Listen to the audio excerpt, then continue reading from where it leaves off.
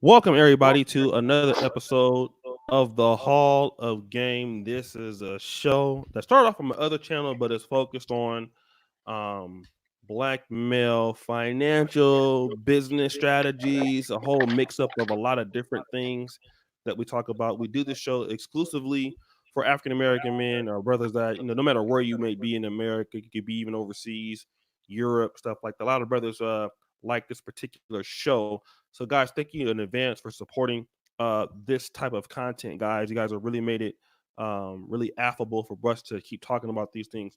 And today, I was talking to my brother Gabe, who typically picks out all of the content for Hall of Game podcast series. But today, we're going to be talking about something a little bit different, which is independent contract work and co-working spaces.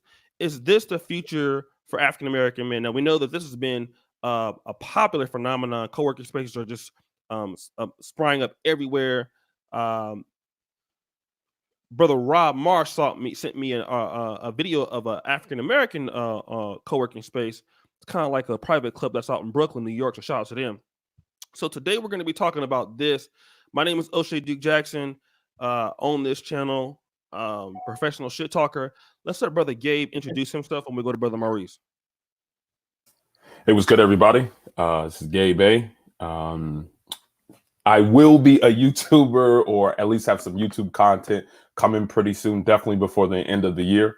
I'm in the field of cybersecurity. I work as a senior consultant for cybersecurity for industrial environments like oil and gas, automotive, nuclear, you name it. I kind of focus on those particular areas of cybersecurity. And yeah, I'm just here to kind of kick back and speak about some things that'll be able to bring some value to you brothers' careers and you brothers' future. So thanks for having me, O'Shea. All right, thank you to Brother Moses for the $5 super chat. What up, Brother Lonette? What up, Mr. Graham Durr? Let's go to Brother Maurice. Hey, guys. Hey, Ochi, can you hear me? Yes, sir. Beautiful. Yeah, my name is Maurice November. Currently, the best way to describe what I do, I'm a digital product designer. So I do everything from mobile applications to websites. So I'm more on the ideation side. So I take your napkin idea and I flesh it out into reality.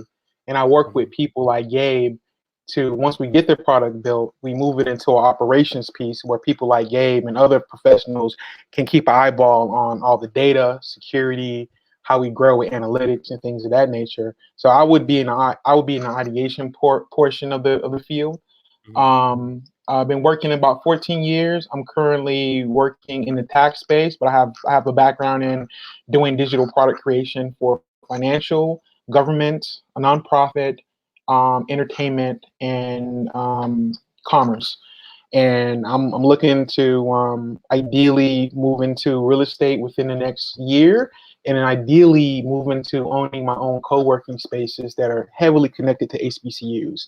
That's kind of my long. Oh, bro, and because so my focus is I want the incubator. I want the co-working space so I can create the incubator that'll reach right into the HBCUs and pull talent and ideas out. That's kind of my 5-year plan. Okay. I have a similar plan that's aimed at African American men. But let me kind of just do with this. Shout out to all the people. Brother Andre, the link is there. I sent the link to Brother Moses, who graduated at the top of his class from Morehouse College a few years back. We was all bragging about that. The hood. Moses, he graduated like, was he valedictorian? Something like that. But anyways, so we have some brothers, and he's also in the sales industry. And Brother Andre Ahedget being an online entrepreneur. So let's talk about us, just in general. I thought this would be a pretty good show. And the reason why I thought this would be a pretty good show is you guys know that I've been trying to do some things in Uganda, and I've been using my channel as somewhat of a co-working space. And what is a co-working space? A co-working space, and correct me if I'm wrong. Wait, I'm echoing. No, that's me. I'm sorry, my bad. Co-working spaces are digital physical offices or physical desks that you can come. Typically, there are cheaper prices, and you can pay by the day. You can pay by a month, sometimes even a year. And a lot of startups start off a brand, and usually this is for those who are the creatives. Okay, so you're talking about people who consult. I'm seeing lawyers in these spaces now, people who create digital products and sell them. I see people who are also doing venture capitalist stuff, operating out of co-working spaces. Some, like in Amsterdam, they actually have places that you can actually live there. Now, there's the one, shout out to K Design Hub, Kampala. They're building a high-end gym inside of a co-working space. So if anybody worked at Google or Apple before, you guys know that if you go to Apple, Google, you work on their campus, they have huge restaurant facilities, great gyms, and also accessible things to internet, high-speed internet. But here's the most important thing. The most important thing that I want to talk about here is the network, right? So here's my problem when I was in Africa. I was in Africa doing these things, trying to launch the brand, but I had a hard time trying to meet a lot of people in the business or networking communities, right? And then shout out to brother Rob Marsh. He showed me this particular co-working space that's out of Brooklyn. I don't know what the name is of it right now. But what you're seeing is people from all walks of life are coming into these co-working spaces, which are coming up in everywhere. You know, they have them here in Poland, they have them here everywhere. And what people are really doing, it's not so much that they're getting a lot of work done, because definitely I feel that it's a better option than staying at home, working from home. You get up, you keep your office hours, you're more productive in the day. You're meeting a lot of different people that are in similar businesses or opposing, not necessarily opposing, but businesses that you can collaborate and build a stronger network, right? And I wanted to see, for those African American men who might not be in, like stuff like medicine or something like that, but some of these digital things that you're doing, are co-working spaces worth it? Is it worth the network? Is it worth the price of and also these co-working spaces, I'm along with it, they also hold events if the facilities are big enough. So the co-working spaces will design like Innovation Week. They'll have Entrepreneur Hub Week. They'll have also a lot of different types of luncheons and dinners that bring people across together from this particular city. So I kind of want to know from you guys, and add on to this, what do you guys think about co-working spaces? Who is it for? And let's start with Brother Gabe A, and you kind of go from there.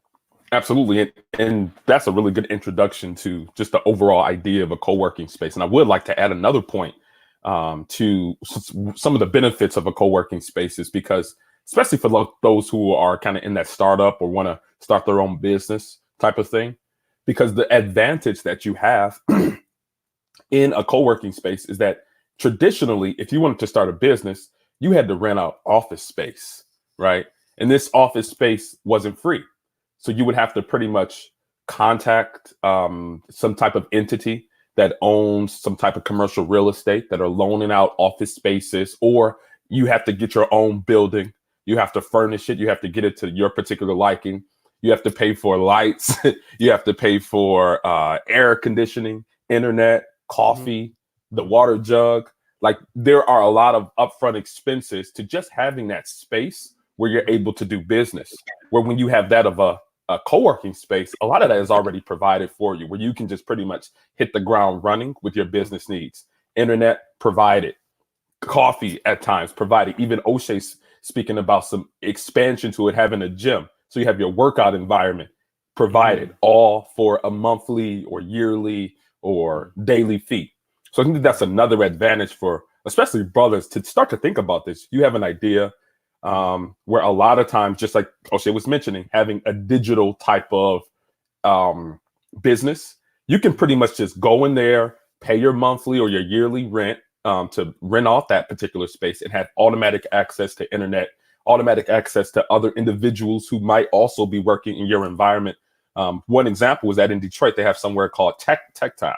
And in Tech Town, they have office spaces that you can rent out. And there's all types of innovation, startups, businesses that are having meetings, that are having network events, that are taking place right there in that particular co-working space without you having to exactly rent out a space and have all that upfront cost. So that's another point I want to add it to there. So absolutely. Okay. No, man, you did a great job, brother Maurice. Kind of your opening statement on this.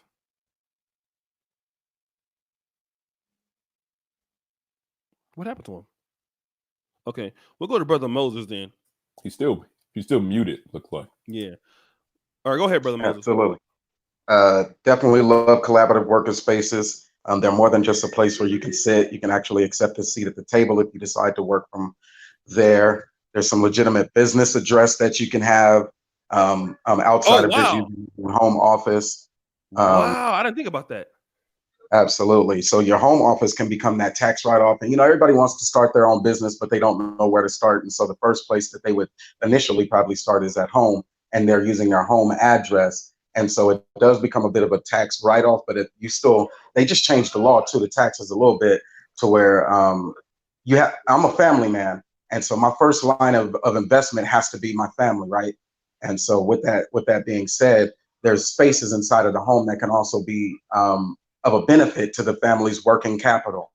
And in order to increase working capital, you need to be saving somewhere and being able to use that money that you save either to pay down either high expense credit cards that you are using to continue your business or I don't know, if you're not paying off credit cards, you're probably in a better position. So you're probably on the other end of that spectrum, which is buying things such as inventory, getting your copies. If you're really early starting off, getting your name out there, whether it's digital, whether it's an old card, but having that additional phone line, all of those different things that are associated with it. I like the collaborative working space though, because of the access that you're given to other minds and other people and professionals who may be working on similar projects or even collaborative projects. But for the most part, 90% of your time, you're probably focused on your own business there, which means not only do you have the tax write-off, you have the ability to use that inventory and smile and dial and make those phone calls. You have a place with that same internet, a place with that water, a place with that coffee. Now, at the home, I like the home one though. So when you say collaborative workspaces, I would also keep on the table the home office. Brother Moses. All right, thank you, Brother Moses. Morehouse stud. Okay, let's go ahead to Brother Maurice. I know the white man held him back, but let's see if we can't get Brother Maurice on. Let's go to Brother Dre. I think Maurice has an issue going on right now, but Brother Dre, go ahead. Okay. What's up, everybody? What's up, Brother Moses? Gabe O'Shea, how's everybody doing out here? Audience? What's up, man? Everything's great. Everything's great. I love co-working spaces. Love them. I actually just posted an old video that I had. Also, here's one of the benefits. I was able to have my book launch for one of my books at my office. I didn't have to go to another venue to go find somewhere. I was able to do it at my office. So I do have the ability to work from home 98% of the time, 90% of the time. But the amount of work that I get done at home and the amount of work that I get done at the office is totally different. Mm-hmm. I'm way more productive at the office. Right. So being able to work from home, it isn't always a blessing. You have to gauge your productivity. And I think most people are kind of like me in that realm. The people you meet there, you meet some really cool people. I've met some great people at the different offices that I have. For my live workshops that I have them at the office. I'm a member of WeWork, so I'm able to have my workshops. Huge, fam. I was on my office the other day. I'm able to have my workshops there. I'm able to have meetings there. And this particular office that I have now, the view in Atlanta, the view is so sick. Once people come there, it's like, damn. So I automatically gain credibility from whoever's meeting with me because the office is really, really nice. The Wi-Fi, unlimited water and tea and coffee, which that adds up. That adds up. Unlimited. Oh, yeah. So for me, I think I'm paying $250 a month. And here's what I think of expenses.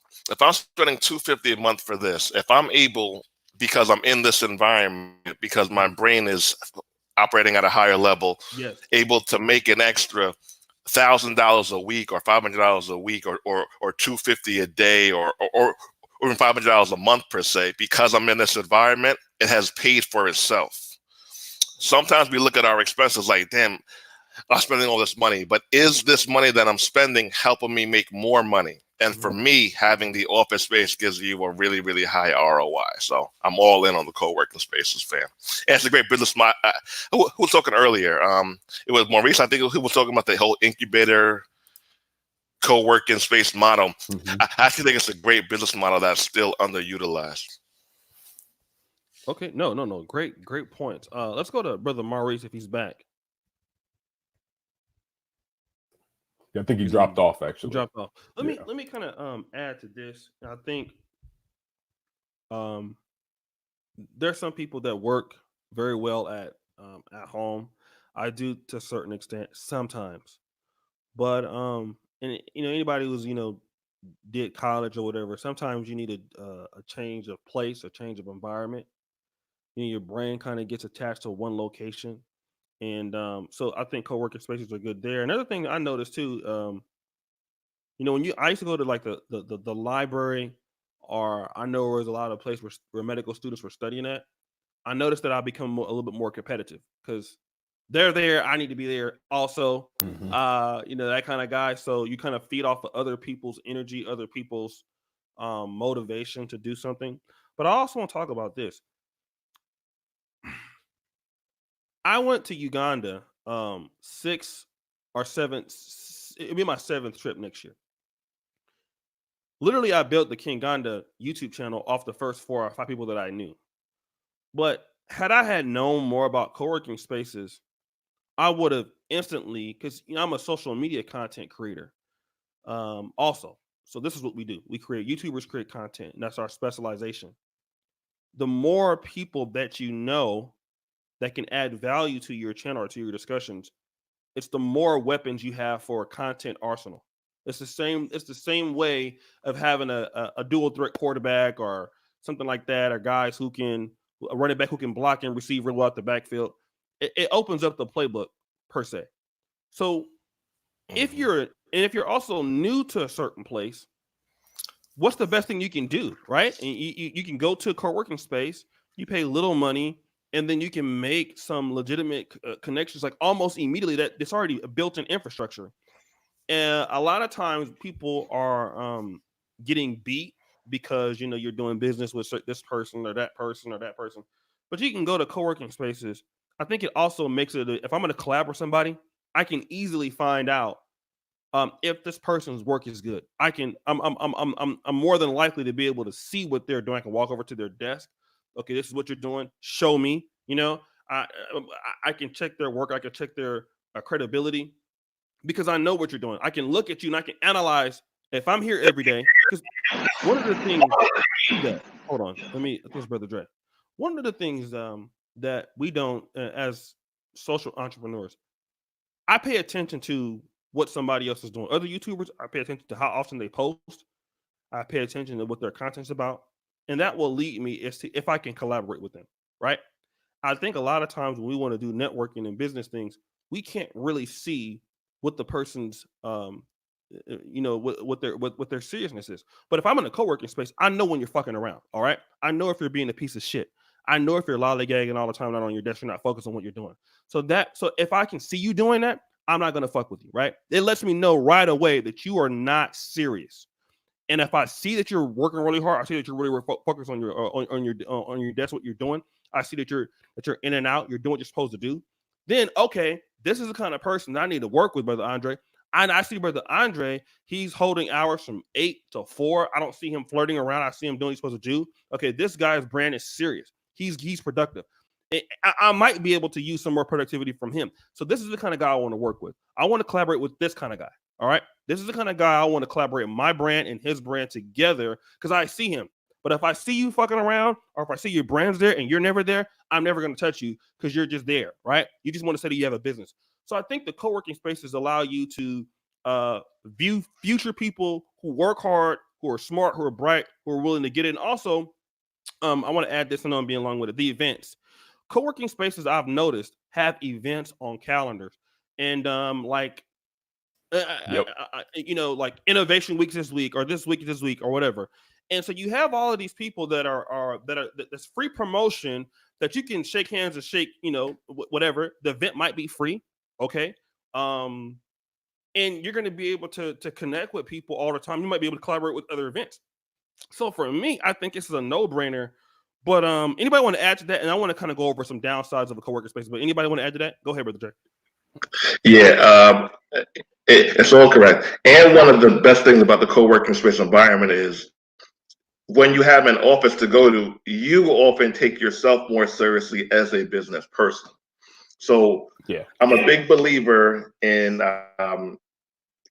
getting tangible things done that might ignite us, that might not show up on paper per se. So for me, the ability to go to an office, for me to even say I have an office, helps my productivity. I'm, wow, like I'm really advancing in life. So yes, and the events that people have, there's usually, I think next week there's a special event every day of the week. Okay. At the office. Every single day of the week, there's something going on there. And there's tons of free food. There's like tons of free food, man. They're giving you food. They have food all the time. So the money that you're spending per se, and I have people say this, man, I'm not spending $300 a month, but all right, so 2 days out the week, you're gonna get free lunch or dinner, at least. Every day you're gonna have free water, coffee, tea. You're gonna have the Wi-Fi that you can use, and it's usually high quality Wi-Fi. There's a printer, copy, fax machine, scanner there, which you can use up to a certain amount of pages. So the money that's coming out of pocket, you get the money back. You get it back sooner than later. Sooner than later. So yeah, man, I'm all in. I'm all in. And here's something also, you know, we're on a men's channel here. There's some good women there. There's some really good women. I've actually met a few in my day, not recently, but a few in my day at either my offices or other people's offices, and they're usually pretty good looking and good quality as well. Yeah. I was gonna say, kind of to add on to the point that you guys were putting up. I think it also depends on that you can use it to your advantages in certain types of business. So currently I'm in consulting, right? So I'm probably like on a 50 to 60% travel type of schedule. So I'm in a different city on a regular basis, probably 2 to 3 times a month. So this upcoming, actually tomorrow, I'm flying out to Houston, large city, large place, where there's a lot of professionals, a lot of professional Black individuals who are there. So, right. So I have customer engagements, but during that whole entire time that I'm in the city, I'm not necessarily only in front of the customer doing business work, but I can also utilize other social media platforms in order to kind of advertise to say, hey, I'm going to be in town. I'm going to be in town in Houston. I got this and this going on. And then that can provide ways for you to meet up with other professionals who are keeping their eye on what's happening on social media. So I would say using other social media platforms to funnel people to where you'll actually be physically, if that's your desire. Of course, some people don't want to, have physical interaction with people. But if you're going to a office space or co-working space and you're gonna be in town, broadcast that on all your social media platforms, especially your professional ones, and then say, hey, if you want a discussion with me, I'm doing some cool stuff. If you see me at this particular location, this office, in this co-working space, hey, let's have a conversation or whatever. So I think it also provides you with the capability to funnel people to where you want to meet them in the event that you're in different cities at different times. So I think that there's a bit of strategy that you can implement there in meeting up with prospective Black professionals or individuals that you might want to do business with in the future. All right. Thank you, Brother Akiva Pettis. Let me add, thank you for the follow super chat. Let me ask you guys, and I kind of want to talk about, so we talked about the co-working spaces. I want to kind of talk about, let Brother Maurice. So let me do this. My brother Maurice, but really shout out to my brother Steve Technologies, man. I actually know this brother in a certain way. I have a hot desk at WeWork in DC, $410 a month, but the service accommodation they offer in proximity to my clients make it totally worth it. Not to mention the laid out rooftop is with arguably the best view in the city. Thank you, my brother. And absolutely, thank you for sharing that shit. Yeah, you know Lil Charles, right? Moses. Absolutely. That's his cousin, man. Is it? Yeah, you live in the East Coast. Yeah, okay. So let's go with Brother Maurice, because Maurice was getting held back by the white man. But brother, go ahead on and talk about your experience with the coworker. What do you think is a good idea or not? Or Yeah, I think one of my best experiences with a co-working space was in Oakland, California, with the port in downtown Oakland next to Lake Merritt. I met a lot of good people, a lot of collaboration, and I think the best part of my experience that I took out of there, a lot of brothers were making this point earlier, it weaves out a lot of nonsense when it comes to dealing with business folk. Because if you're paying for a membership and you're there working, one, I can see you. Two, you're about your business, and three, everybody's sharing the same energy. And the thing that I found beneficial to the co-working space was it captured that energy that you had in college, where everybody was moving toward a goal. That's the thing right. I really saw. And it reminded me of college because I was there midnight. There was 30 other people there at midnight grinding. I was there getting for a meeting. There was 20 other people getting ready for a meeting. So the benefits I saw in it was beautiful. What I didn't see, I didn't see a lot of black men in those spaces.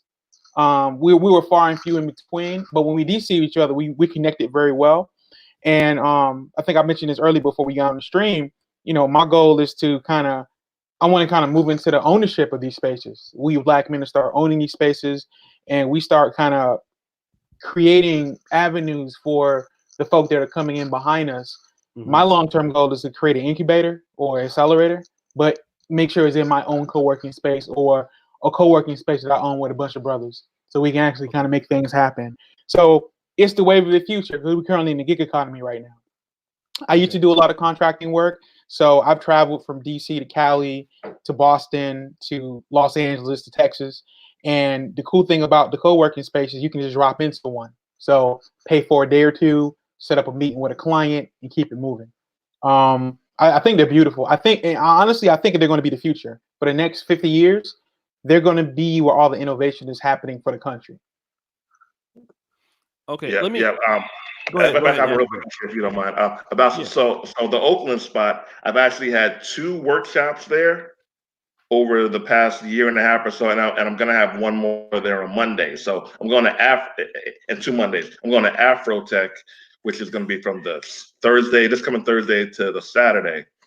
And whenever I go to a city, I try to see if I can get some coaching clients who want to meet with me in person, or if I can hold a workshop, or both. So a lot of times I've been able to pay for my conferences and workshops via me having meetings, having coaching sessions at these co-working spaces. So I'm able to subsidize it. And because I'm a member of one, it's very easy to access the rooms in other offices spaces. It might go to like a few bucks, but it's well worth it. If I get 5 people in the room who are all paying me $300 each, like that pays for my trip already. Okay, cool. Let me because we talked a little bit about co-working spaces, and then we'll talk about black men. But I want to ask. I'll start off with Brother Moses. I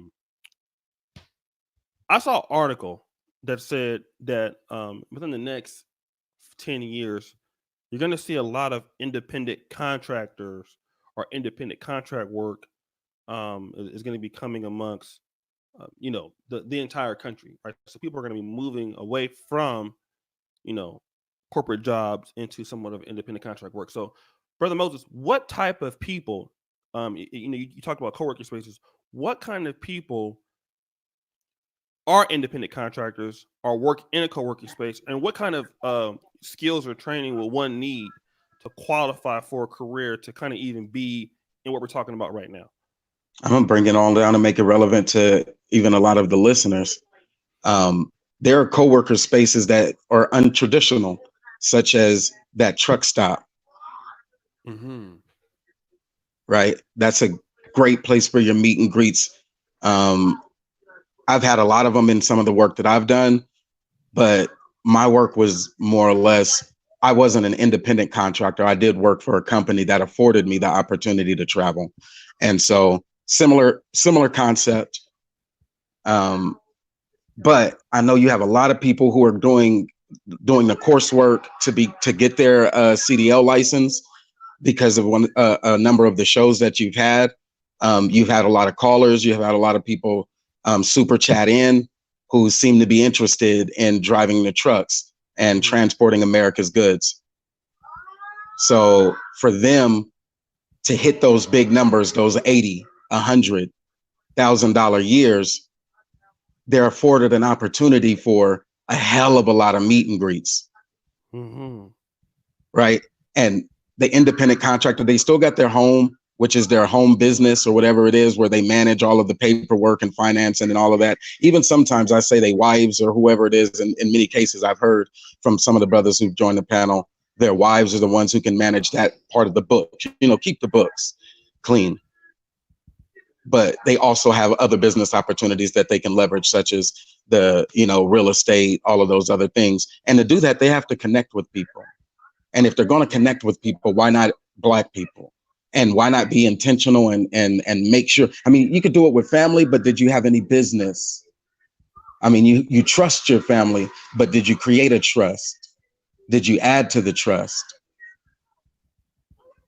Actual monies and things. And I know it's the exploitative nature or it's capitalism that drives that idea, but the idea is to continue to get the bag. So yeah, I would say as independent contractors, I'll close on this. Monica Lamb is a part of the Dagger Squad over on Sonetta's channel. She does independent contract teachings for those folks who want government contracts, and she holds them every week. And so that independent contractor's license to work for the government, and you have your CDL, it all starts to make sense. And so I think many people within the B1 network or the Black First Network or even the Manosphere and all the other channels and stations that are out there, they could benefit from that interconnecting information. Appreciate it.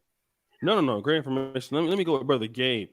Yeah. What kind of people typically, and shout out to the brother Yogi Fisher for the super chat. Great conversation. I do share production spaces.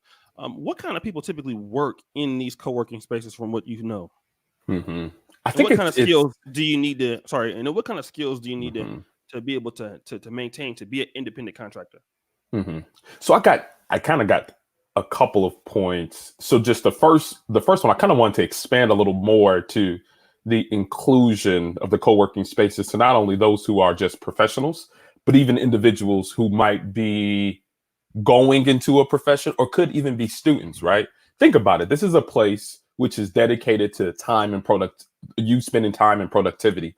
So individuals studying for like their LSAT, your NCATs, your step 1, your step 2 exams, individuals studying for some type of certification exam for some tech certification.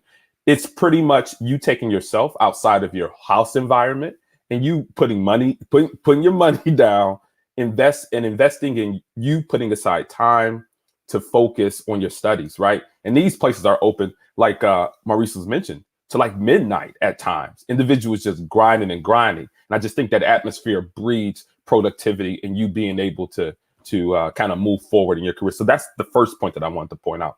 But individuals, I think I was mentioning those individuals that might be studying for a professional certification or a professional exam. But even I typically see, or at least in my experience, individuals who are in somewhere around that tech, coding, developing, designing, engineering type of individuals who are going to these shared workspaces. So that's kind of been my experience.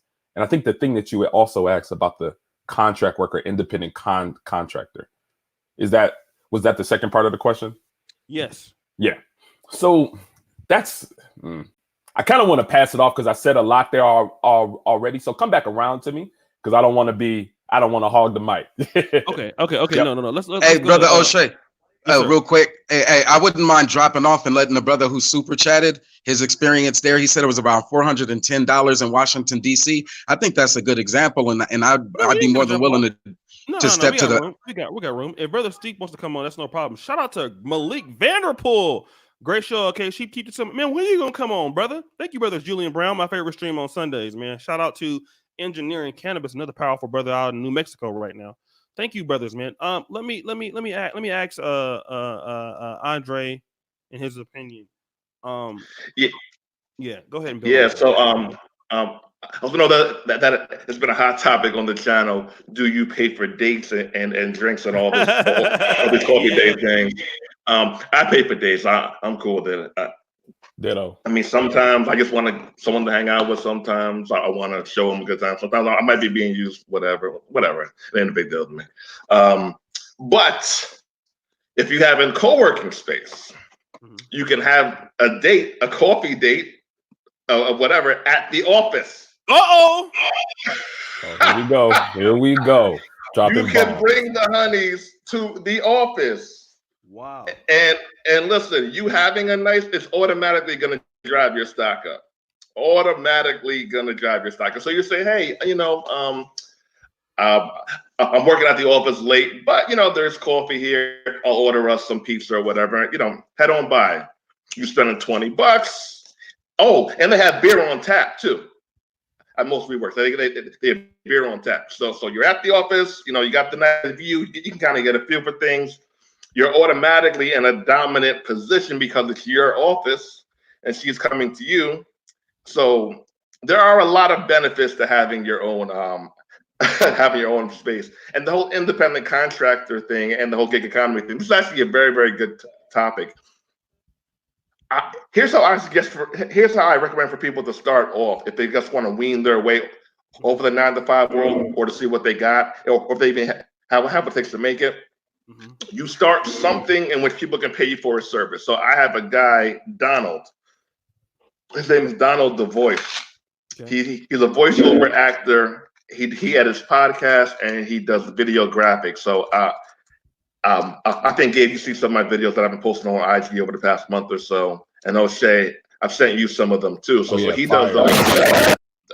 Appreciate it. He actually helped my sales probably like 30%. Wow. So I pay him between $160 to $200 a week for framing my videos, editing my videos, all that good stuff. So essentially, he's part of the gig economy. He's a contractor. He used to be a teacher. So let's say that he has 6 clients like me. I probably helped him get a couple of clients, I believe, if I'm not mistaken.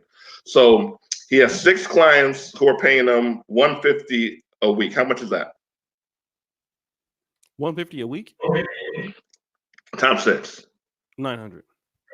All right. So he's making 900. Listen, he's making $900 a week through the gig economy. Him editing podcasts, editing videos, and voiceover work. Him learning these few skills automatically put him in a position where he can leave the 9-to-5 world. He started doing this work while he had the full-time gig, and he was like, it's time to leave. And this summer he decided to go full-time. But because he already had the skill, he'd already developed skills in the evening while he was at the job, it was a simpler transition for him to join the gig economy or the contractor economy and to put his skills on full display. So start weaning your way off by tapping into skills that you already possess or you have a knack for. And it's simpler than ever to scale those skills with us having networks like this. I mean, I met him. This is a whole part of the whole network thing. I met him in a paid coaching group that I'm a part of. A paid coaching group that I'm a part of. I was able to meet him, and now we work together, and look how things are growing. So if you aren't paying for some coaching accountability or networking or whatever, man, you're missing out, dude, because you meet some phenomenal people, and it's amazing what you can do. It's amazing how independent you could be from the 9-to-5 world with just having a couple of skills and a couple of clients. It's really all you need usually to wean your way off of the corporate plantation, as they call it. Oh, okay. No. Let me. It's got a lot of noise in the background, but let me kind of add to this. Thank you, brother Mike. Shout out to O'Shea and guests for sharing knowledge and promoting growth. Yeah, and if I think what this my channel has kind of turned to on certain days, because I definitely have the nigga shit available, this is a co-working space in itself, but without absolutely. It's something like that. But I want to say this, right? I just want to say some of the downsides that I've heard from because everything comes with some negatives. But one of the things is I want to move King Gonda into a co-working space in Kampala. So typically when you go into certain, depending on what it's built like, you have shared desk, solo desk, and sometimes they may even have a specific office. Well, the issue is now is for what we do, there's a shared office, but if you want to, you kind of limit it for, like I just built this big video editing desktop, and now you can't bring that, right? And then also that's one of the things. So it's like you kind of limit it to, okay, I need to be able to move with my laptop. I need to do everything on my laptop, and that's fine. So that might be a problem for certain people. But another thing I want to say is might not be in America where you have this issue, but I do know that in Africa, right? If you're doing co-working spaces outside of the country, which people do this all the time. People move to Thailand. I think like Thailand is the biggest place in Bali, Indonesia. Yes. Where you're seeing a lot of people that are doing startups. People are moving to Thailand, and the reason that being is if I move to Thailand, I can save a lot of my money. I can spend $200-300 a month for rent, and the internet's fast. But I do see some complaints for the internet speeds being bad. For example, check out Design Hub Kampala, beautiful co-working space, and it's at 400,000 shillings, $110, $15 a month. But when you ask how fast the internet is, it's like 5 megabits per second up and down. That's really slow. If you need to access things like Dropbox or Google Drive, so those may be some of the downsides. But I just want to ask guys this, okay? Why don't we see Black men in these co-working environments? Why such a low number? Anybody want to give a stab at that? Want me to jump on that? Yeah, go ahead. Yeah, you can have on that. It's the point to get what Gabe made earlier. It's pretty much, I'm gonna say 80% of the folk in the co-working spaces are in STEM, engineering, computer science, creative. Okay. And then all the startups are really kind of all the startups are kind of centered around the new economy. So you see us there, but we're part of teams. We're sprinkled in other entrepreneurs, but you don't see much of us there. To be fair, I'm in Atlanta, so I go to the gathering spot sometimes in downtown Atlanta. That's our co-working space down here. So it also determines on the region of the country. I see a lot more people of color down there than I've ever saw in Oakland, right? But I saw the same thing in Texas, and I saw something similar in DC, right? So it really depends on what part of the country that you're in when you're talking where are these Black men or where are these Black people in general.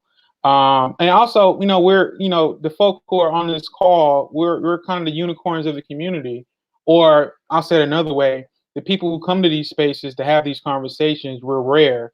There's a ton of Black folk in STEM, but most folk don't know about this space or don't see a value into sharing their experiences in this space. So the folk on a phone call is very rare to kind of share their experiences in an educational sense. That's my take on it, and people could have different theories on it. Yeah, so I'm in Atlanta too, good brother.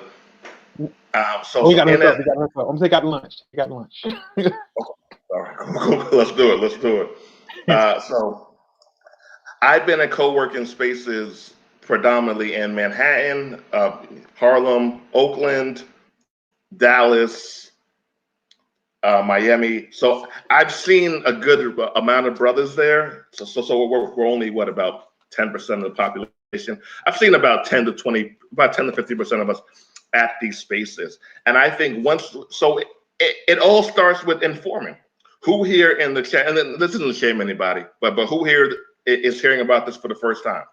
Who here has heard about Black men going for the first time? So as simple as this sounds, but us holding these type of forums and promoting these ideas is what's going to help people out. I found out about the whole co-working world through, I don't know if you guys ever heard of John Henry.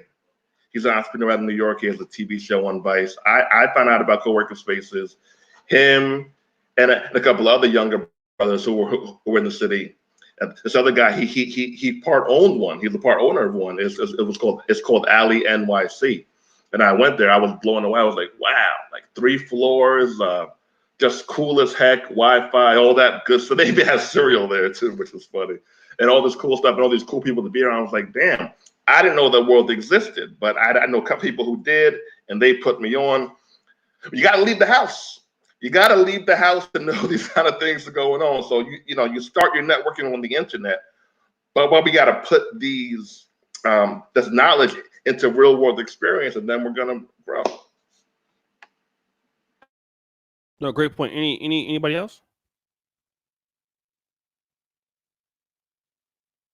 Anyone else? Anybody else want to jump in on that? What up, Brother Craig? Let me shout out to one of our brothers, man. That was a part of the original cast of the Hall of Game. He's been so busy. Georgia Tech MBA. Let's say Atlanta's all in here. You got Morehouse, my brother Moses, Dre's in Atlanta, Maurice in Atlanta. Black Heights went to Georgia Tech. Want to get that MBA? Donating the Smart Brothers Fund. Excellent panel. I love to join the panel on my travels. So down. Hopefully after Thanksgiving. My brother Craig Harper's in Atlanta. Okay. Anybody else want to join in on that? Can anybody hear me? Yeah, we can hear you. Can we hear you, Fed? Anything. We kind of go for, kind of freestyle, whatever you guys want to say, and then we'll go to the next thing. I can freestyle for a little second. So one of the things about collaborative spaces that I do like is that there are some keys to success. I tried to put together a realistic top 10 while I was sitting here, but the number one thing that I came up with was the likability factor. That's one of the key measures to success in collaborative working spaces. Why do you say that? Why do you say that? I'm interested. Why do you say that? Yeah, because who you work with and who you work around really is what makes your day go by faster. If it's a good and pleasant experience because of the people, or even because it's productive, then that day is a little bit better for you. Those other days can sometimes feel a little bit draining. It can sometimes be a disincentive to continue that type of work or to continue those type of moves, those actions, those activities, or however it might be, events, the effort sometimes. The disadvantages, like when you're doing the network or social networking, some people can just put out the call and people will answer no matter what city that they're in. And that's an established network. That's probably a times 10x network, that if you're in a city at any given time and you can get on your social media, put out a call, and you will find somebody that you can connect with and hook up with and have a coffee, Starbucks in the space. That becomes your functioning collaborative working spaces or co-working spaces while you're out there. Now, intentional and distinct. But yeah, I can stop right there, or I can actually run through this top 10 real quick. Yeah, go run through the top 10. That's fine. Yep. And we go to Brother Gabe. Go ahead. All right, so now these are from 1 to 10 from the likability factor, right? So number 1 being that person who is completely unlikable. You're 2 if you're, socially disagreeable, but you're work withable. A 3 if you're productive, like an independent contributor. So you might be a little antisocial. You're like a 4 if you're an average performer, but you're profitable. You're like a 5 if you're top talent. I mean, there you can network with anyone and nearly everyone agrees that you're good people. You're like a 6. So this is 1 to 10. You're 6 if you're like middle management, which means you can bring together people that can directly report to you. A 7 if you're your own politician. You done jumped up now. So you're not just a SVP at a company making 125,000, but even in your own workspace and in your own life as an entrepreneur, you have moved into a space of politics.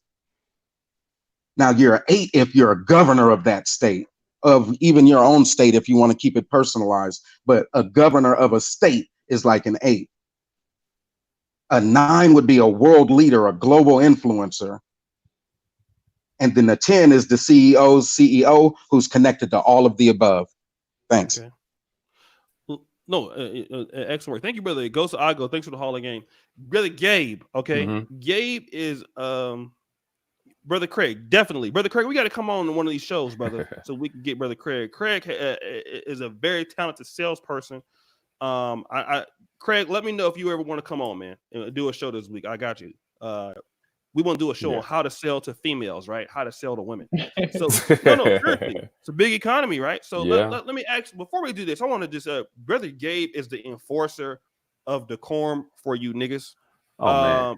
So we got to talk about this, all right? Because we know that in Atlanta, DC, Oakland, we know it's going to be more black women in these co-working spaces than brothers, right? So we got to have Gabe lay down some laws, some do's and don'ts. How are these brothers going to be? Because a lot of times, let's be honest, in these co-working spaces, if you're a brother, you're successful, and you might not be a lot of competition in these places. Mm-hmm. You're in Atlanta, you're in the WeWorks, wherever you might be. You might not be a lot of brothers, but more sisters there, right?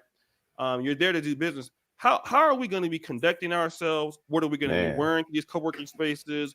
What are we going to be doing at these events? What are some, because right now, here's the thing, though. These are not our employers, right? Nope. These are our own businesses. So how are we going to conduct ourselves for these things? Man, I'm going to start it off, but I think that we can just round robin this thing. Everybody just throw another advice in the pot. But that your point is exactly where I was trying to go with it. What I was going to say next is the whole idea of, okay, you're new to this co-working environment, right? The co-working space environment. You walk in here, right? You've heard from OC's channel, hey, this is a place where you can network, you can learn, you can study, you can do different things.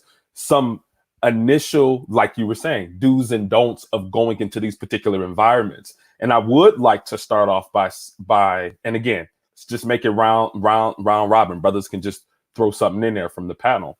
Is that one, when you go into these spaces, it's very important that you present yourself, physically and as a positive representation of your business, right? Everybody does not have to wear a suit. Say it again. Say it again. Say it again, brother. They didn't hear that. Please tell these niggas. You got to talk to these niggas, brother. You need to talk to these niggas. You need to walk into these spaces with a physical positive representation of the business that you're involved in. Lord, you cannot just walk in there like you walking into the barbershop, right? Hoodie, jogging pants, flip-flops. No, not in this particular environment. Now, there are different ranges to this, right? Because you might be someone who's more into that digital arts, right? A developer type of background. If you see those individuals like from Google or Microsoft, they come to career fairs with t-shirts and jeans, clean though. They're not dirty, they're not rusty, dusty, musty, and crusty. But just again, like I'm saying, like you need to be able to represent yourself and your business in a positive manner by the way that you walk into these particular co-working spaces. And that's the first one I want to start off with. But again, let's just spin this thing around the panel and for all the brothers to get some game. Let me say something real quick. Well, I'm sorry. Let me just say this real quick. I gotta say this because brother Maurice made a point. Guys, listen. Let me turn my camera on. I'm gonna tell you guys something that you guys not gonna like, but I gotta talk to you about. I gotta say this. This is from the heart. I wouldn't say it if I didn't love you. There are white guys who go to co-working spaces in flip-flops, in shorts, and stuff like that. They do. But you can't do that. Okay. So I'm just gonna let you know. I gotta be honest. White guys can do that, and it's not a problem. You brothers cannot. You can't. Oh well, I'm paying for this. Well, I should be able. Everybody's gonna judge you as a nigga who is lazy. You could be the most productive person in there, right? But here's the thing. Who's going to judge you the hardest? Other black people if you're there, right? So black men, you got to really take this into consideration. If I go to a co-working space and if I'm in Amsterdam, I know that, white people in these co-working spaces or whatever, whoever's there, they might be a little bit more dressed down. I know that I got to look a little bit more better than a little more presentable than them. I know that I have to do that. Why? Because people are already going to be looking at me as I'm not serious. White guys can do this, brothers, but you guys can't. So in these particular spaces, you guys have to come to these places, these business, because white guys can go to lunches and dinners and stuff like that and be totally, but see, you can't afford to do that. Okay. You can't afford to do that. It's all business all of the time. So I want you, brother, to take that into consideration. That's how it is. I don't want anybody to say, well, white guys can do this. But listen, but you're not white. You are a Negro. No, but we gotta tell them that, because a lot of brothers will say, well, I got a master's, I went to London School of Economics, I went to Harvard Business School. No, but you have to look like something different than them, because what success looks like to them and to you is different. So you guys got to understand, this is what's going to have to be for you. We're talking about you. It's not fair, but that's how it is. I'm sorry, I just got to say that. Hey, would you guys disagree with me, or you agree with me on that one, or what? No, I agree. I agree with you 150%. When I mentor a lot of folk who are coming out of college, who's making the transition from communication design into the field. And the hardest thing to kind of convince them of that, and this is what I tell them all, you say you're not a digital artist, you are a business that has art as a service. And what I see in those co-working spaces is the people who are spending the $400, the $500, the $600 a month, the people who are putting investment into marketing, the people who are inviting people to those spaces, there's a level of decorum that you got to have when navigating that space. There's also a level of decorum you got to have when interacting with key people. I don't see much of some other panels talked about, you know, the decorum of clubbing, paying for drinks, sitting in the parking lot and waiting. The folk who are really serious about their business, they're in those spaces. And you know that going in. And even interacting with those people, you know that going in. So I don't see much of that. To the point of the dress, everybody I see is on point. They either are casually dressed or they understand that they got to symbolize who they are kind of moving in these spaces. The kind of key points I would make is, I don't really, and not to be fair to anybody, if I don't see you in that space, I don't take you seriously. I'm realizing there's a difference between the people I meet outside of that space and the people who I meet within those spaces. And it's literally night and day. Most people are business minded and they're entrepreneurs. Other folk are workers trying to be that. And then those conversations are on two different planets. You know, so I would kind of recommend. I think you having the contract and paying for the space says a lot about you, the individual. So that's my take on it. All right, good stuff. Good stuff. I'll hop in. So Osha, earlier you mentioned the whole desktop thing. So most co-working spaces, they have the open areas where it's called the hot desk at WeWork. And they also have a dedicated desk and an office desk. And for a little bit more money, you can have your own office desk with a key and a lock and everything. So that way you can have your own space within the co-working space. It costs more money, but it's worth it for some people. Also, if anyone's thinking about it, especially if they're in Austin, Dallas, Miami, DC, Baltimore, most have a free trial. It could be like a free day or two. And a lot of the events that they have are posted on the website. So they get a feel for things. Ask if they have a free trial. You can hop in there for a couple of days. You can give it a try, or just go to an event and see and to get a feel for what's going on and who's there.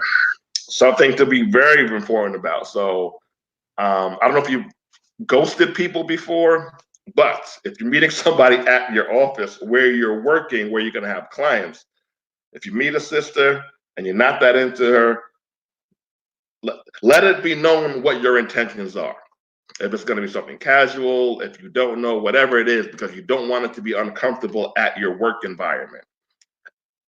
I dated a couple of women in my office a while ago, and they were cool, but I guess wasn't that into them. And I was like, damn, how am I going to do this? How am I going to do this? So I was trying to find ways to avoid it. And you don't want to do that. You say, hey, look, you're cool. You can come to the house if you want, but I don't really want to pursue anything serious. Whatever your intentions are with the person, let it be known, because you have to see them and you have clients there. You don't want anything weird going on at the office. So keep that in mind.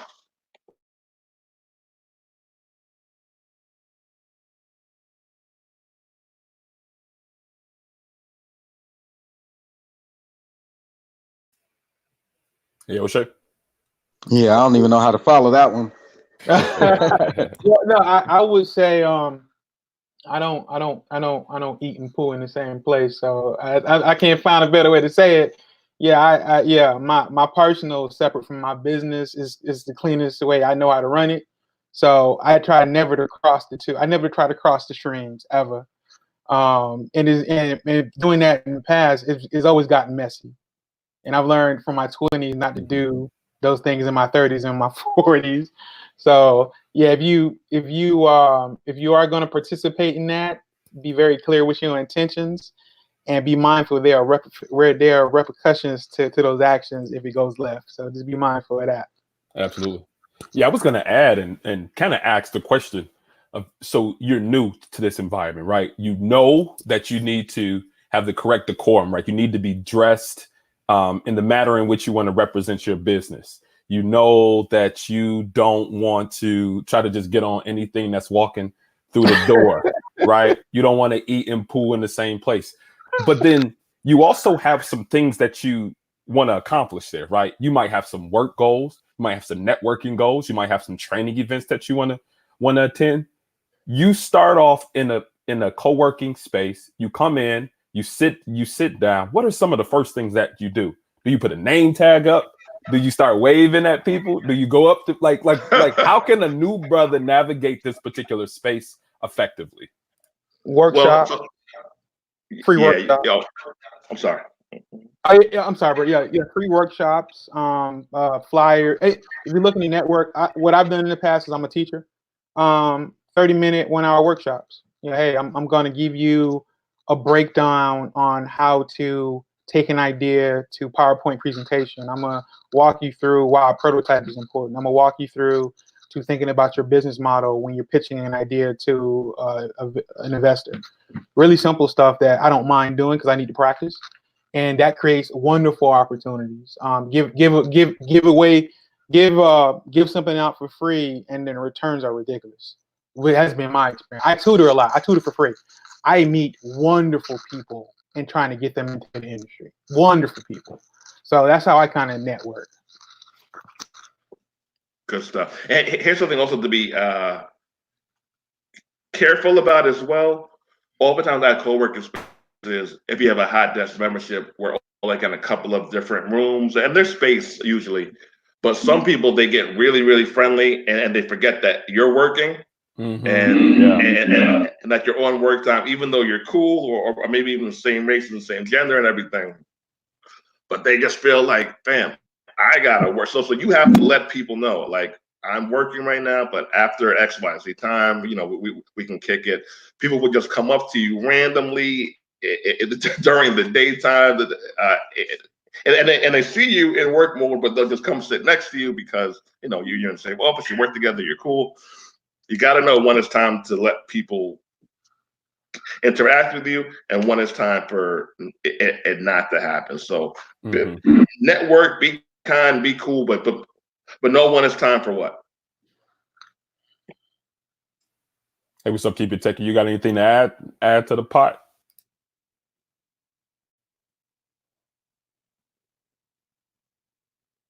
You might be having mic issues there. I think you're muted, Keep It Techie. I don't know if it's on your end or on O'Shea's end, but I think you're muted if you're trying to talk. I do have a question for the panel, and I'm looking to get into this more within the next year. How do you vet partnerships when it comes to those spaces? Meaning, you're doing one thing, they're doing another. Is those spaces a key opportunity to figure out business collaboration? Because right now, I do have ambitions to own my own co-working space. I might need to talk to Gabe offline, see his real estate experience has been when it comes to managing properties. I'm gonna have to talk to Brother Dre. You gotta talk to Dre about it too. I saw that property you guys just acquired, Andre. I saw that one actually on the auction. So everybody who has experience in managing property and managing people and then investing capital, ideally I'm gonna reach out to your brothers. But how do you because in my mind, I'm using the metaphor of marriage. That's the dating piece, but how do you get married to these people? What criteria do you use? Because I already know Brother Dre on point. I already know Gabe on point. But the question is, like, as a unit, can we work together cohesively to move forward? I've been finding out that that's the conversations that we're not having. How do we gel together? Who has the biggest personality? Can we work well with each other? Do we have enough experience? Who's going to, that sort of thing. So do you think these spaces are a good place to start that business dating when it comes to doing other ventures? Hey, I do. I do, Brother Moses. So here's the thing. So here's this is Maurice. Oh, Maurice. Oh, I'm sorry, Maurice. Okay. So here's the first thing is it's tough to find people to work with long term, right? Yeah, it's just tough. So Never one is just going on. Always keep that in mind. The second thing is I give people small tasks. People come to me, they have this great idea. Andre, so you're doing this, we should do this, we should do this. It sounds really good. They make it sound really good. They're hyped up. Maybe they, they're digging what I've been doing. And I appreciate it. I greatly appreciate it. I give you a small task and I give you dates and time frames. But I let you set the dates and time frames because I don't want to, maybe my expectations are too high. So I let you set a couple of dates and a couple of things that you'll have done by XYZ. And I see if you follow through. Most people have terrible follow through. It sucks. Yep. It sucks. So the best way to weed people out is that you say, okay, let's talk about this here. Give me your feedback for this. And if it's a paid assignment, because I watch people on paid assignments very, very close. And I had somebody and I was like, look, first of all, I emailed them. The first thing I did was to talk to an outside person to see if I'm bugging. That's one of the first things I implement because I could be bugging. I said, okay, I'm having a problem with XYZ, with the deadlines, timeframes. I don't know if it's me having too high expectations or what. So I spoke to them. They helped me formulate the conversation. I emailed the person who I'm contracting, and I was like, you're doing great work, but here go a couple of things. And I was like, look, is it me? Are the time frames too short or whatever? They were like, no, I'm implementing some systems in place, XYZ. I was like, okay, cool. So this is another big point. I lay everything out on a Google Doc. Emails back and forth can become messy. Lay it out on a Google Doc and say, okay, here's what I needed. Here's where you're paid. Once you do something, I want you to date it, update it. Once you put the date here, that it was done, and we can go down the list from there. That way, everybody's held accountable. Everyone's held accountable. Google Docs do not lie, right? So we have to manage the tasks that we're giving them and take it from there. So small tasks, and because of the event spaces at these co-working places, what you could do is you could hold an event. You could say, hey, look, I'm looking to start XYZ. If you're interested, come by, free coffee and beer and soda and chips. Come by and let's talk. And if you have 10 people, if you get 3 serious ones, that would be a win. Brother, I want to ask you a follow-up question and get a little bit more insight. Yeah. So you're describing ownership of an entire process from start all the way to completion, right? Okay. You're thinking like a business owner. So yeah. My question to you would be, based off your experiences, how many Black men that you work with are thinking like business owners, or are they thinking like workers? They have a specific task and they don't think about anything before or after that task, versus thinking like a business owner where you think of not only the task itself, but things that you had to plan to get the task set up, and then also things you had to do to measure the task upon completion. How many men in our circle, when it comes to STEM or even business owners, financial lawyers, how many of us are thinking like business owners? Because I can hear it in how you're talking. You own a business. You're thinking like a project manager, soup to nut. So how many people in your experience have you found who thinks like that in those co-working spaces? Are there a lot of people, or is it hit and miss? It's going to be a few. It's going to be a few that exhibit. So I talk like that because I'm so seasoned, so I'm so far removed. I might be overlooking some of the steps that got me here, and I'm sorry about that. So no, you go. For the people who are where I am, and not even necessarily financially, but mentality-wise, it's very few.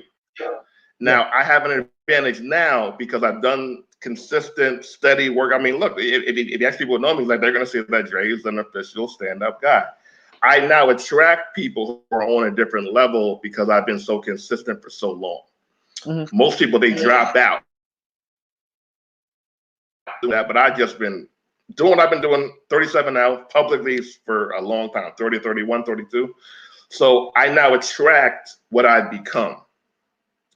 And for you, it's going to be becoming more of what you attract. So one of the best ways to just cut the fat out is for you to come up with a concept. You need to raise XYZ dollars for XYZ plan.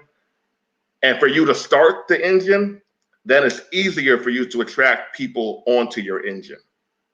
Okay, so you're talking about just creating the discipline and the mindset needed to to create small wins. Yeah.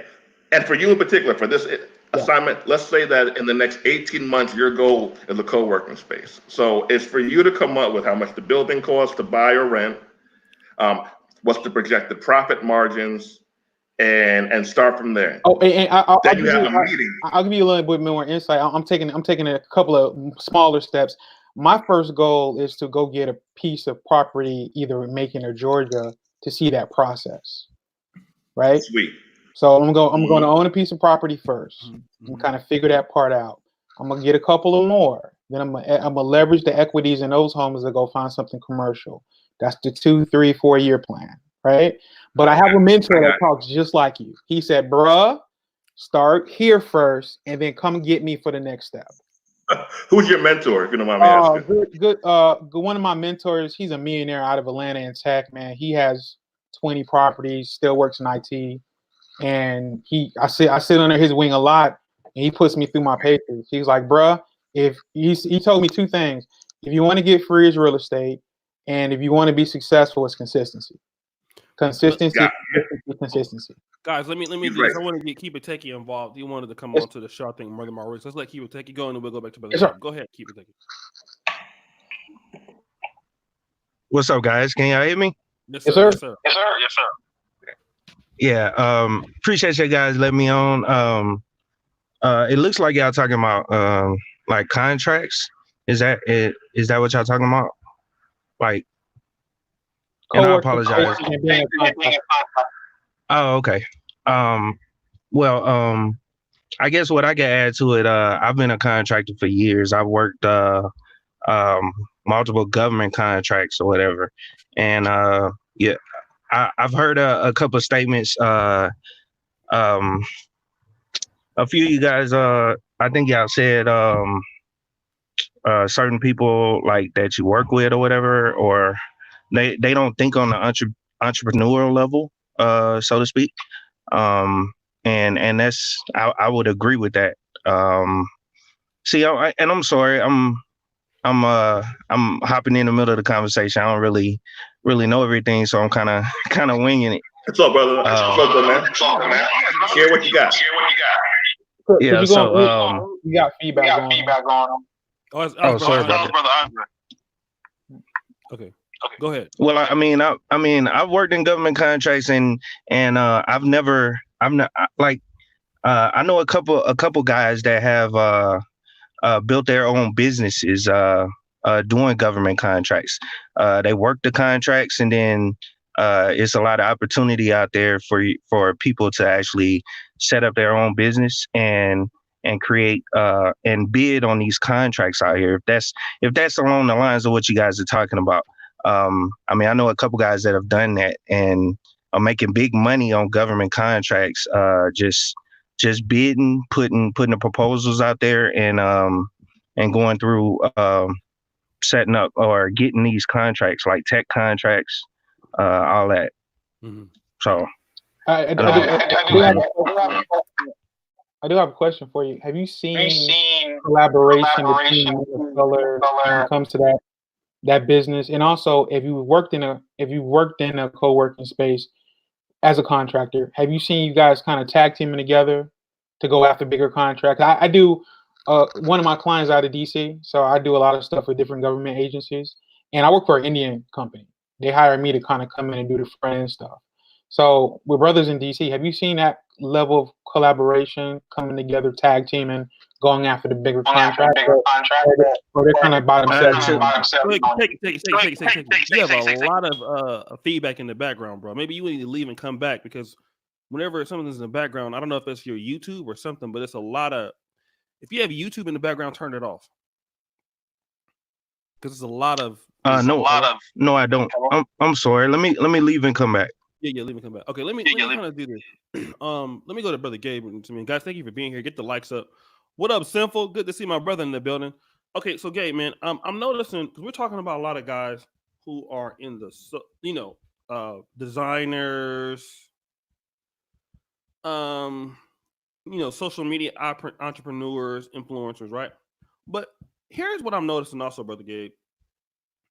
Now you're seeing people like guys who are running like hedge funds. What's this big one that like Goldman Sachs? I Okay. saw a particular story where guys that are running hedge funds. He worked for Goldman Sachs. He started his own fund, right? Mm-hmm. But what people don't understand is also people are moving their whole entire team into co-working spaces. So it's not just me showing up with my laptop or my iPad and working with my headphones in. You're seeing people like lawyers moving their practices inside of, now obviously they may have a larger allocated space than the person going to the desk, but let's talk about also people who are building residences. Now think about this. In certain places, co-working spaces are offering living situations. Now obviously you know about the coffee shops they're going to have and stuff like this, but now you can live there. There are the gyms there, there are all these other things. Why are accountants, law firms moving out of their traditional offices into these co-working spaces? And the idea of co-working spaces providing living accommodation. Now I know, like, maybe I don't know about some of the other ones, but I'm seeing this happening in certain places. What's your thoughts about that? And then accountants and people like that, consultants moving into these spaces on a more of a long-term basis as well as living Right. there. What's your thoughts about that? Now, while not actually being in those particular fields, I do have some comments as you mentioned about it. I do think that the traditional business models for those who are lawyers, accountants, designers, it's changed, right? You don't have to have somebody come to your office, sit in front of you, or you don't really even a lot of times have to pick up the phone. A lot of your customer base is funneled through the internet. So really a lot of times all people need to operate is a strong internet signal, right? In order to funnel customers and be able to answer customer requirements or customer requests for their business. So I think a lot of the traditional business models of how individuals previously did business, I think it's just evolving, as we're saying, with the gig economy. Just the digital atmosphere, the digital work environment is just blowing up to the point where individuals are like, I don't need all that upfront costs for having my own rented out place to do business where I can just pay a little monthly fee. It's like a LA Fitness or something, right? A gym membership or a Netflix account expense, right? It's just something that allows me to get to what I desire to get to. So that traditional business model has just evolved over time. And I want to say that, and I actually got to jump off. So thanks, we're going for to end having me, it O'Shea. soon. So I definitely talk to you guys later. All right. No problem, man. Thanks so much, and we'll try to squeeze one of these in during the middle of the week. But guys, Sure. I gotta get ready for All right, see you guys later. pretending to work out at the gym. But last words, last 5 minutes, and guys, thank you for coming in. All the brothers that was in here today, that support this sort of content. Some guys I don't even see on my channel until we do one of these, right? So I already know. They're like, listen, O'Shea ain't talking about shit unless he's talking about, you know what I mean? This show. But guys, I just want to say this before we go to closing words. Black male networking and brainstorming and functioning, it's important. And I remember like 10 or 11 years ago, a co-working space was like, are you serious? What are you talking about? People were meeting at coffee shops, right? And now within a decade, you're seeing this. So the thing that we want to start to try to do, at least my platforms, maybe be it as small as it is my goal is to at least a few days out of the week bring professional Black men together. I'm about bringing people on my platform that build value, right? And if I think it's information that you can use, it doesn't matter what your subscriber base is. It's about valuable content, and I think a lot of brothers should start to look at dealing with people that have value, right? And that's another thing that we want to start to do. So consider these places. A lot of brothers complain, yo, it's hard for me to meet Black men in my city. It's hard for me to meet professional people in your city. now I'm pretty sure wherever you live, there's a co-working space. So if you want to get into that community, these communities are built in, like YouTube is built in, right? Subscribers are already there. You just got to produce content. These are already built in networks that you can go and you can use to your advantage and expand it. So guys, we do thank you for being on. If you guys ever want to participate in the Hall of Games, let me know. I'll try to get you on one of our sessions. All right, last words from anybody? Yeah, if I had to make a to-do list for Black men who are looking to get into these spaces, one, research and go spend a day. Take a day off, go spend a full day working there. Two, go to meetup groups for interest. You'll run into a lot of these people who kind of frequent the co-working space environment. And then three, kind of like I said before, if you have a particular talent, move from being talented to a business that has that talent as a service. That's the biggest piece. That mindset is so difficult to kind of evolve into, because it's one thing to be really talented at something, but it's another thing to be disciplined as a business to provide that as a service to people who want to pay you for it. Those are two different planets. So that'd be the advice I would give. All right, no, thank you so much, brother. Keep it techie.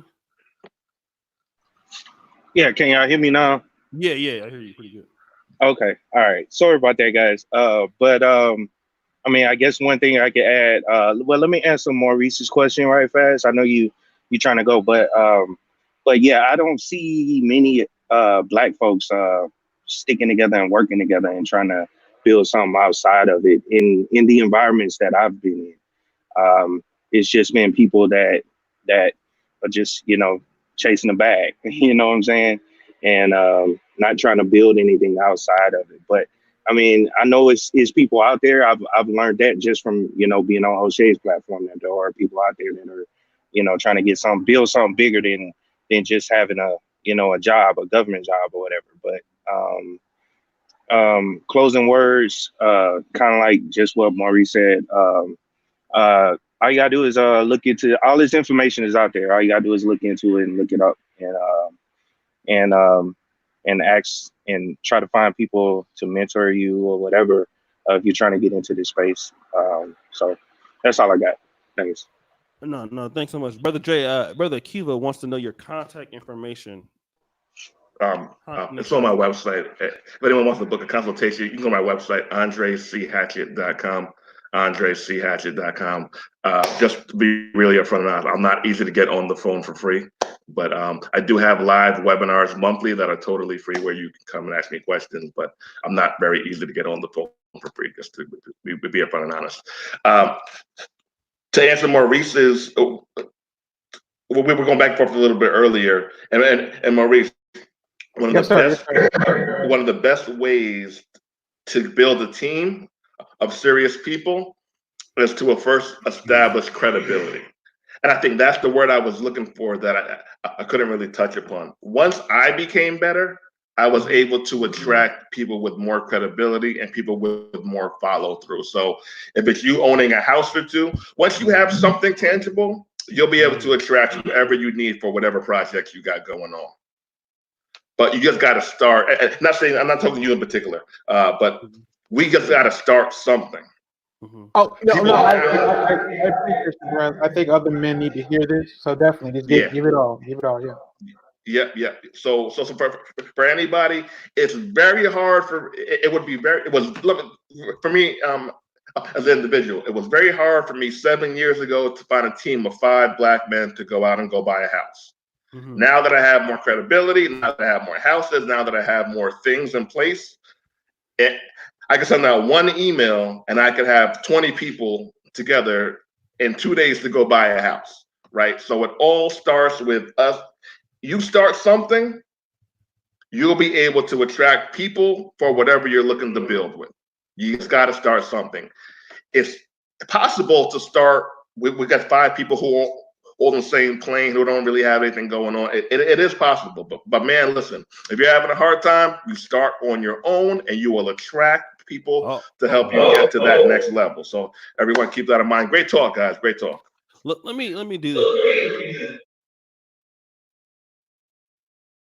But no, that's some great information, guys. Start on your own. A lot of times people don't start stuff because man, I'm by myself. I don't want to fly here by myself, but that makes a lot of sense. It seems like you should know that, but a lot of people don't second guess themselves. I want to put these topics on the Hall of Game. The power of free, right? I know Andre Hatcher knows a lot about that. Building brand credibility. I know Rich talked about that a little bit, and I want to talk about that just briefly. You kind of lead into the next conversation. A lot of brands. I get emails all the time from guys, and they want to come onto my platform, and they want to come onto my platform because they want to sell a product or they want to do something. But and it's not that I need the money or want the money or anything like that, right? But it's like you're not offering me anything, okay, at all. Let me just talk about this. Brother Andre Hatchett wanted to work with Boyce Watkins. He talks about the story all the time. He put himself out there. Hey, what can I do for you? Whatever. A few years down the line, he is one of the biggest shows I've ever seen on Boyce Watkins. A business show is like 400,000 views, right? That solidified him in a lot of good ways. I want to talk to black men about the power of free. When I tried to launch my Kinganda, one of the things I did was I reached out to Kellen Cash, who was formerly the Field Advice shows. And the first thing I said was, hey, listen, I'm trying to get my brand off the ground. I just want to get it recognized. You guys don't have to pay me anything, okay? I want to produce this content for your channel to see how it does. I know a lot of people have problems with that in the black community, but a lot of brands that get big and go further seem to use this concept, right? If you think about even on Android, you download an application. A lot of times apps, some of the best ones are free, right? And you wonder, how are these people making money? Well, they're going to make money because they're going to advertise within the app. They're going to make money because if you have games, you're going to buy coins and stuff in the app. So we want to talk about the power of free, how it can work, and how I can build brand recognition. I want to put that title up there. I want someone to put building brand credibility. You said something pretty interesting at the end about that, Andre. So let's start with the power of free, maybe brand credibility in the next 2 weeks. If you guys have any topics you guys want to talk about on the hall, let me know. But I think the power of free would be a good one because niggas like, nah, I ain't doing it for free. Fuck that. You know how niggas are. Nah, free? Hell no. Fuck that. And sorry, I got a quick question. I know you got to go. Do you think, because like when you say that, my mind interprets what you just said to, I'm about to learn something, right? I'm about to learn something. Do you think that's a disconnect? Because like, if, for example, if I had to work with Brother Dre, I'll be like, bro, I do this, this, and this, and this. Where can I help? And I'm going to figure out who Dre is through that process of learning with him. And he's going to see who I am. Do you think that's the disconnect? The free word versus it being, this is an opportunity for us to figure out who we are as we learn together? Yeah, it's a disconnect. Yeah, we'll get into that the next show, but I don't want to run too long. Thank you, Reality Influence. I think it is a disconnect in successful brands do it all the time that want to get more notoriety out there to get further, possibly faster. But it could be some downsides to that. Any last words, guys, before we go? No, this you brought O'Shea, thank you for being the waypoint for this gathering. Just thank you, man. Like these panels, the Black Manosphere, these conversations has really changed and shaped the way I've been viewing things. And I really appreciate that. And I talk for the folk who will hear this later. We really do appreciate all this work you putting in, man. We may not say it, we may show it with a little bit of money we share you, but man, you just don't understand how many lives you're changing out here. So I really appreciate you. No problem, brothers. Thank you so much. Shout out to Reality of Fitness. Thank you, Kiat. Keep it techie. Peace, love, and respect. We'll talk now. Love, she's starting. My brother talked about this real quick. Fortnite has been a top video game for the past 2 years and it's free to play. I heard somebody won like $10 million. Somebody's mom kept their child at home to play Fortnite all night, and he won $10 million. We gotta do like something to do with like a tech and because I just built a computer. It's big money in that, man. Like the MSI motherboards, and I see Linux. The Linux. There's one guy, man. He's one of my favorite YouTubers. His name is Linus Tech Tips. This guy has like almost 9 million subscribers. Every video he does is gets a million views. And I'm on the development side. You said what? I'm on the development side. I'm helping build a VR game right now. Yeah. Huge market. Is in the Steam store. No one's paying attention. 5 people becoming millionaires. Huge market. No one's paying attention to video game development in VR. No one's paying attention to video game development in general. It's a multi-billion-dollar industry. And for the brothers who do video gaming and make that money, please invite them on the panel so they can give you the game. It's huge. It's huge. Let's see if we can get our brother ABL on here. Let me just say this real quick. Shout out to Reality. You don't work out, ninja. I just built. So check this out. I was looking at Linus Tech. I didn't know anything about building. I didn't build mines, but I just built another PC computer called. Yes, I took the name Niggatron. I called it Niggatron. So I built 2 terabyte NVMe SSD with like a 2 terabyte backup.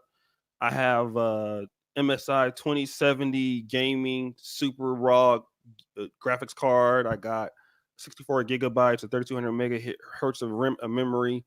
I have which is from Corsair.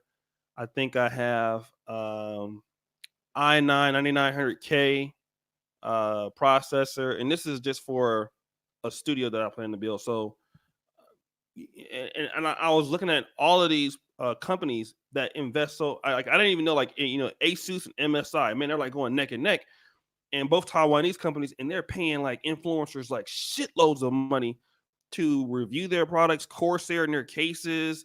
I mean, this is like a whole new industry. Like, I knew that people were making money on the video game side, but I didn't know like the hardware, it was so competitive, man. You're talking about this tech thing is so versatile, So I didn't even know that existed until I started to have it built. No, I had all the stuff built, but wow, it's amazing that and you very rarely see black guys do tech channels, but those that are the biggest YouTubers that are black tend to do tech channels. Like what's the guy's name? Marcus. What's his name? What's this guy's name? He does like reviews. 9 million. He got 9 million on the channel. Yeah, Marcus. His Something name like official. Yeah, you guys know what I'm talking about.